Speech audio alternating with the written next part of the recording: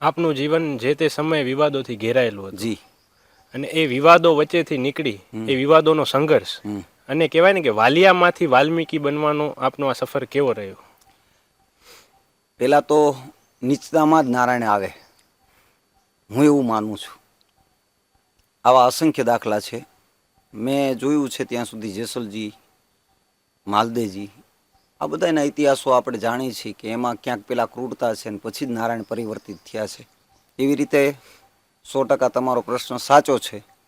કારણ કે હું એક સમયમાં બેફામ વ્યક્તિ, હું પોતે બુટલેગર, ખટારા મોઢે દારૂ ઉતારતો હતો. મને કહેવામાં જરાય સંકોચ નથી. પણ મારા જીવનનો જે યુટર્ન છે એની પાછળનું જો કોઈ કારણ હોય તો અમારે ગોંડલની બાજુમાં બંધિયા ગામ, અને બંધિયા ગામની અંદર રામદેવજી મહારાજના પરમ સાધક, પરમ ઉપાસક એટલે બા શ્રી જનકબા જાડેજા, દરબારના દીકરી, જાડેજા દરબારના દીકરી, અને સાત્વિક ભક્તિ, સાત્વિક ભજન અને ગ્રાહણીને છાજે એવું એમનું ભજન, એમની સંપર્કમાં આવ્યા પછી પણ હું જો કે ધંધો તો કરતો જ તો પણ સંજોગાવસ્થા એક દિવસ ઘટના એવી ઘટી કે અમારે કચ્છમાં જવાનું હતું. હું અને જનકબા બે સાથે જવાના હતા. જનકબા પણ જાડેજા દરબારના દીકરી હોવાના નાતે હું એમને ફૈબા કહેતો હતો. એમનું મૂળ ગામ ભદ્રેશ્વર છે, પણ એમની કર્મભૂમિ એટલે અમારું ગોંડલની બાજુમાં બંધિયા ગામ છે. એ બંધિયા ગામની માલિકોએ પોતાની કર્મભૂમિ એમને બનાવેલી. એટલે જનકબા ફૈબાને તેડવા માટે થઈને ગયો ત્યારે 2-5 બહેનો એમની પાસે, જનકબા પાસે બેસી અને રોતા હતા અને ફરિયાદ કરતા હતા કે ભાઈ અમારા ઘરેથી દારૂ પીવે છે. એટલે ફૈબાનો એવો સ્વભાવ, બહુ સહજ જીવન, આશ્વાસન આપતા હતા કે ભાઈ મૂકી દઈએ કે પીવે, પણ આપણા સમાજની માલિકો આવું કંઈક બનતું હોય છે તો થોડુંક આપણે પણ જાળવવું. અને એ બેનને જેમ તેમ સંતોષકારક જવાબ આપીને અને એની આંખમાં આહુડા ફૈબા ન જોઈ એટલે ઊભા થઈને ત્યાંથી હાલતા થાય. ત્યાંથી નીકળી ગયા પછી સામખિયાળીના પુલ ઉપર મને પાકું યાદ છે કે ત્યારે મને એવું કીધું, મને કે મૈપત, એટલે મારા ઘરનાનું નામ લઈને કીધું કે એક સારી વાત તો એ છે કે આશાને એ તો ઉપાધિ નથી. મારા ઘરના, મારા મિસિસ, મારા વાઈફ, મારા ધર્મપત્ની, એમનું નામ આશા છે. એટલે આશાબાને કે એ તો ઉપાધિ નથી કે ભાઈ તું દારૂ નથી પીતો, એ બહુ સારી વાત છે.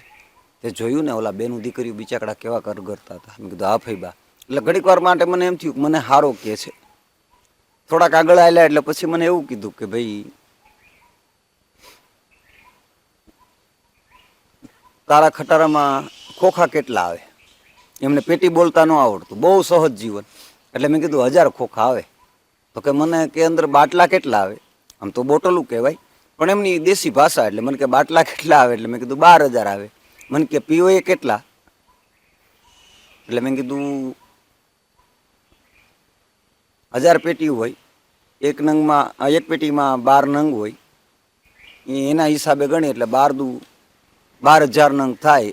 અને માપે પીવે તો હું માનું છું ત્યાં સુધી, જો કે મેં પીધો નથી, પણ 48,000 જણા પીવે તો 12 દુ 24, 12 તેરી 36, 12 ચોક 48,000 માણસો પીવે.